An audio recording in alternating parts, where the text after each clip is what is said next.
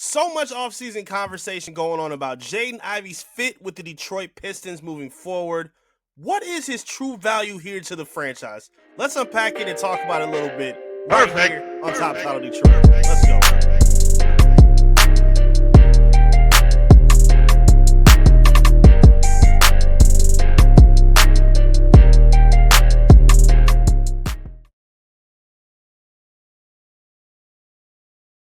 What's good? Welcome to Top Title Detroit. I am Eric Vincent, your host and Detroit Pistons beat reporter for ClutchPoints.com. Thank you so much for tuning in. I appreciate your time. Before we get started, please help us grow the channel by liking the video and subscribing to the channel. I would really appreciate that love. We're creeping up closer and closer to 300 subscribers, trying to tag as close to 1,000 subscribers by the end of the year, and I would love to make that happen with your support. So please tell a friend to lock in with us here at Top Title Detroit. Let's get started on the conversation, man. It's been so much chatter around Jaden Ivey, the Detroit Pistons starting shooting guard, all over social media, all over articles, all over trade proposals. A lot of conversations surrounding Jaden Ivey. Some good, some bad, and I just wanted to kind of plant my flag on the stance of where I land with Jaden Ivey. I'm a huge fan of the guy. I think he's done great things for the Detroit Pistons franchise, even in a brief 3 years. Really, he's only played 2.5 seasons, unfortunately, due to the injury he suffered against the Orlando Magic with his leg breaking, unfortunately. Has made a really good effort in progressing so far. We've seen highlights, we've seen videos and coverage on social media from myself, other beat writers, and it seems like Jaden Ivey is really trying to assert himself as a future piece of this foundation. And I just want to ask and throw a question out, and I would love to hear from you in the comments. What is Jaden Ivey's true value to the Detroit Pistons franchise moving forward? And if you were to ask me, I think the Pistons need Jaden Ivey right now. I don't think they're in a position where they should be fishing him off as a trade target. I think he's somebody that they kind of need to rely on, at least for the current future right now. Current future is an oxymoron, but whatever. I think as of right now, I think they need to hang onto Jaden Ivey and see what they have with him. I'm really high on his game, man. I liked him a lot out of Purdue. I think he's a perfect complement to Cade Cunningham's game. There's been so many questions about whether or not they do fit. Unfortunately, it's because of the limited time we've seen them together. A lot of it due to injuries or bad coaching from what we saw with Monty Williams, who kind of refused to play him and start him in stretches with Cade Cunningham as a starting shooting guard, and really even like fourth quarter stretches and a lot of critical moments of the game where he was relying on guys like Killian Hayes and Alec Bergson, a lot of these just guys that didn't fit with the Piston team, what they're trying to do. So from what we've seen in this brief stint, last season played 30 games under JB Biggerstaff, I feel like Jaden Ivey is the second most important Piston on the roster right now. I think more important than Duren. I think more important than Asar, Beef Stew, like whoever else you want to put up there. It's Cade, and then you can make an argument for the pecking order after that. And if you ask me, even after 30 games, I think it's clear as day that Jaden Ivey is the second most important piece to this Detroit Piston roster. I can't claim that yet for guys like Asar and Duren. Duren, because granted, he did a really good job in the second half of the season, coming on pretty strong defensively, getting way more involved offensively as a lob threat, as a rebounder, as a playmaker with his passing. He did a really good job in the playoffs as well as the second half of the regular season. Asar also made some pretty good strides in the second half of the year, too, after he was activated and was taken off of a minute restriction by JB Biggerstaff. When you look at their games, though, I still just see so much limitation to what they do that I can't confidently, in my opinion, stamp them as the second most important piece to the Pistons right now. Now, that's not to say it can't change as soon as next season or whatever the future may hold. I'm just talking as it stands in this current moment. And from what we've seen from Asar, what we know from Duren, what we've seen from Ivey and the rest of the roster next to Cade Cunningham, I think Ivey gives the most value compared to those other guys. I think Duren's deficiencies as a scorer, his inconsistencies as a defender, I think that kind of puts him behind the 8 ball, and it puts a lot more questions, in my mind at least, about what his fit's going to be moving forward more so than it is for Jaden Ivey. You can make the argument again for any of these guys, but for me personally, I just think we've gotten more answers, or we're closer to more answers in Ivey's game than the other guys that are on the foundation of the Pistons for the young core. Same thing with Ausar Thompson. All-star defensive upside. I think he'll make an all-NBA team, or several, honestly, with the Pistons. He has that kind of potential to him. I think he's a better defender than his brother.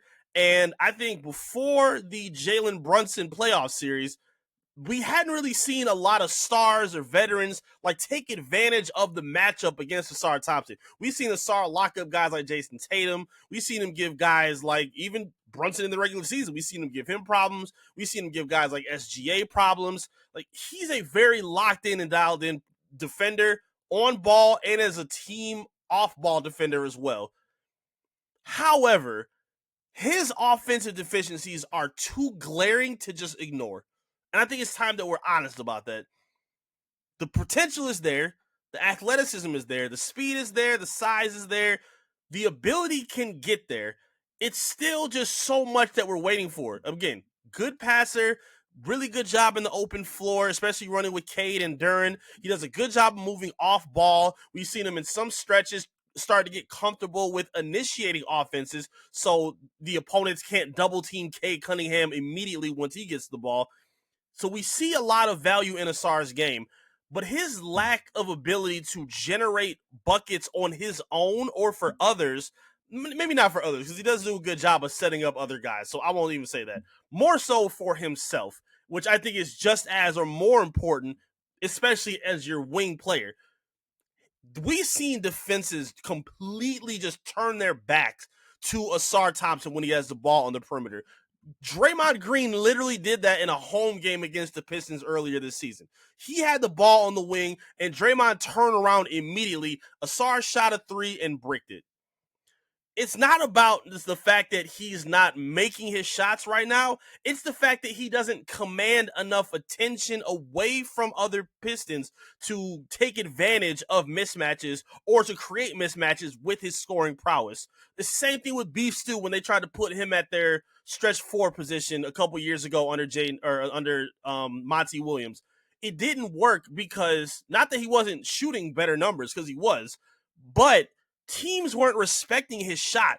Even if he was heating up, even if he was knocking shots down, they were treating him like, okay, if you're going to shoot that, that's a win for us, because we'd rather have you shoot it or try to beat us than have Cade Cunningham try to shoot and beat us. That's the way that they were playing the defense. And I see the exact same thing with Ausar Thompson. Now, I don't think he needs to be an immediate, 3-point specialist anytime soon. But if he can get some comfort in terms of, setting himself up for floaters in the paint or maybe a mid-range jumper, that can unlock so much for this Pistons offense. And we haven't seen that enough consistently from him. Again, really good playmaker, setting others up, really good at, finding guys off of secondary passes or even primary passes for himself. We've seen that. It just hasn't been consistent enough, especially compared to Jaden Ivey. I don't really think it's really close in terms of the offensive value that they bring. Ivey has tremendously improved his game when he was healthy and when he was playing in those 30 games.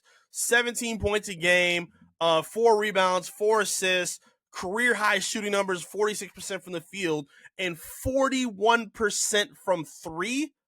We all thought and predicted that maybe Ivey will be one of the beneficiaries of the new shooting coach that the Pistons brought in Fred Vincent. Bringing him from New Orleans, knowing that he's had great career success in elevating the shooting of other players in the NBA. Ivey was one of those guys, along with Ausar, Ron Holland, even Cade. Like, a lot of these guys we thought would benefit from having him around. And Ivey was the biggest jump in terms of shooting, even past expectations. So much of, I don't think anyone thought Ivey would be shooting 41% from three. If anyone would have guessed, they probably would have said maybe sub 30%, between maybe 35 to 38, 39%, which would have been a W. 41% is unbelievable. And it was in different variations too. Catch and shoot scenarios, isolation on his own, step back triples. He was mastering the distance shooting the way we have never seen him shoot before. His form looked way more confident compared to what it looked like coming out of college.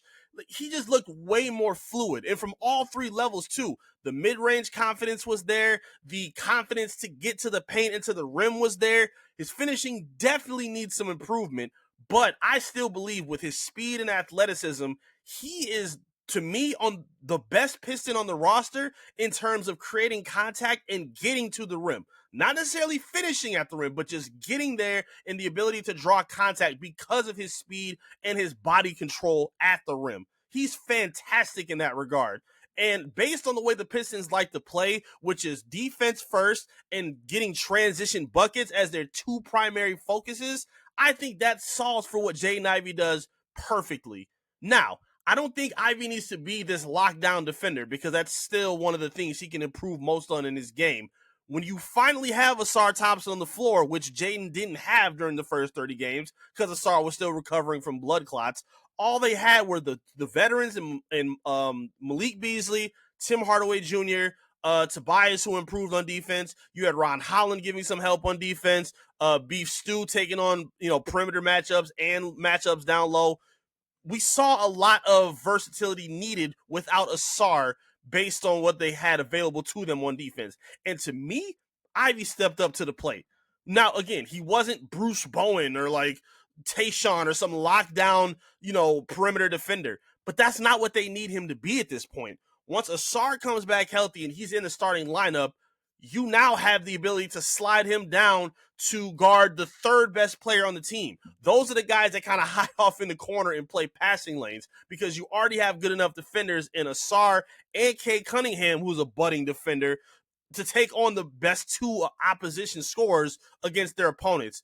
Ivey doesn't have to be put in that position anymore, which he kind of had to last season. We saw him have to match up against Trae Young when the Cade Cunningham game-winning block game happened. I think it was like the first or second home game against the Hawks where Cade hit the left-handed hook off the glass and blocked Clint Capella to seal the game for the victory. Jaden Ivey matched up against Trae Young and forced him to get rid of the basketball, which showed that they were able to rely on him and lean on him in defensive situations where he was most important as well. Again, I think the best thing that he does is play passing lanes. There's at least 5 highlights right now that I could think of where Ivey played a passing lane and was able to generate an easy dunk or help generate an easy layup for somebody else just because he was in position. His speed, his dedication to it, his ability to read and anticipate the pass, it took a significant jump up. His first 2 seasons, Ivey has not been a great defender. This is the most locked in we've ever seen him defensively since he's gotten to the NBA. And again, as long as he's able to, even if it's just through rebounding, which he's really, really good at and active in terms of glass activity, with just 4 rebounds alone. Even last season before he got hurt, he was getting really active on the offensive glass, just doing simple dirty work things with his athleticism to create extra chance opportunities for the Pistons. Like, Ivey has brought in a lot to this team, and for some reason, based on what I'm seeing, what I'm hearing, it just seems like people kind of forgot about it. Maybe I'm tripping. I don't know if I'm looking at it different, but I just think people are really sleeping on the ability and the value that Jaden Ivey really does have to this team. If you don't want to see Cade Cunningham in heliocentric offenses for the rest of his career, a guy like Jaden Ivey is somebody that he needs. Now, again, I've said this repeatedly. I'm not saying that you have to roll with the young foundation for the whole career. Like, they're not all probably going to be Pistons. It's likely not going to happen. But as it stands right now, if you were to shake things up, if the Pistons were talking about shaking things up, or they were to, label their pecking order of the most important pieces, I think Ivey is right there at the top. He's really good at playing off ball, did a really good job cutting to kind of take some pressure off of Cade and find easy layups. I think he would have made a tremendous lift for the Pistons in the playoffs against the Knicks when they were struggling in certain instances on offense and creating buckets. I think a guy like Ivey is perfect for what they needed. I think he was perfect for what they needed. And I just feel like people are kind of forgetting about that. As we're seeing so many trade options come up and so many trade ideas coming up from different stars and a lot of different other packages that have floated around the NBA, Ivey's name is constantly mentioned. And I understand it. I get it. It's not going to be easy to keep the whole core together. But if I was looking at things and running the show, he's one of the last people that I'm trying to trade right now. Now, granted, we got to see what he looks like after the injury. Hopefully, he's 100% coming back ready by the start of next season. But based on what he's proven and based on where the rest of the young core is at this moment, I think we've seen the confidence from his teammates. We've seen the confidence from JB Bickerstaff to play him next to Cade Cunningham, to play him as the primary ball handler when Cade takes a seat on the bench. I just think we've seen enough that shows that his value just means too much to this team to be overlooked at this point. Like, Cade did a good job of taking his game up to another level after his injury, but we also saw in spots where teams were double teaming Cade before half court just to get the ball out of his hand, and they didn't have any other secondary creators outside of Dennis Schroeder or Asar Thompson, or maybe Tobias, but he wasn't really a guy that's initiating offenses like a guard. Like, these are some things to keep in mind about a guy in a position where the Pistons kind of need more primary initiators on this team. I think guys like Ivey just bring so much value with his speed, his athleticism, his camaraderie with the guys in the locker room, the chemistry that's already there, the way his numbers keep budding every season. I just don't think that's something you want to get rid of right now. I know people keep talking about guys like Devin Booker and like all these other stars that you would just laud after for, in replacement of Jaden Ivey. And for me, again, maybe Ivey doesn't get to Devin Booker status, but when you have Cade Cunningham playing at an MVP level, do you really need that? Is that a primary focus that you need?